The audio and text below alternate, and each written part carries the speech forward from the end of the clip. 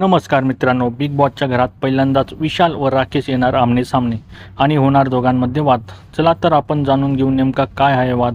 विशाल आणि राकेश एकत्र दिसत आहेत. विशाल बोलतो, मी तुझ्यावर ट्रस्ट ठेवलेला, मला माहीत आहे की राकेश फेअर खेळतो. राकेश बोलतो, मी एका संभाषणावरती तुझ्यावर ट्रस्ट ठेवायला एवढा मूर्ख नाही आहे विशाल. यावर विशाल चिडतो व बोलतो, तसं असेल तर मग बोल, तसं करायचं आहे ते, मग भीतो काय? तू बोलून गेला असता तर तिथपर्यंत पोचलाच नसता रे तू. आता तू इथून तिथे जाऊन दाखव. असं म्हणून विशाल जिथे हा टास्क झाला होता त्या ठिकाणी जातो व जिथे बजर वाजवायचा असतो त्या जागेकडे हात दाखवून तो राकेशशी बोलतो, इथे हिम्मत असेल तर इथून तिथं चालत जाऊन दाखव मला. विशाल त्याच्याकडे बघून जोरजोरात बोलतोय, ये, हिम्मत असेल तर इकडे ये. यावर राकेश बोलतो, मी तुझं ऐकू? नॉमिनेशन टास्कमुळे विशाल राकेशवर भडकला आहे, कारण विशालने राकेशसोबत डील करून सुद्धा राकेशने त्याला नॉमिनेट केले होते.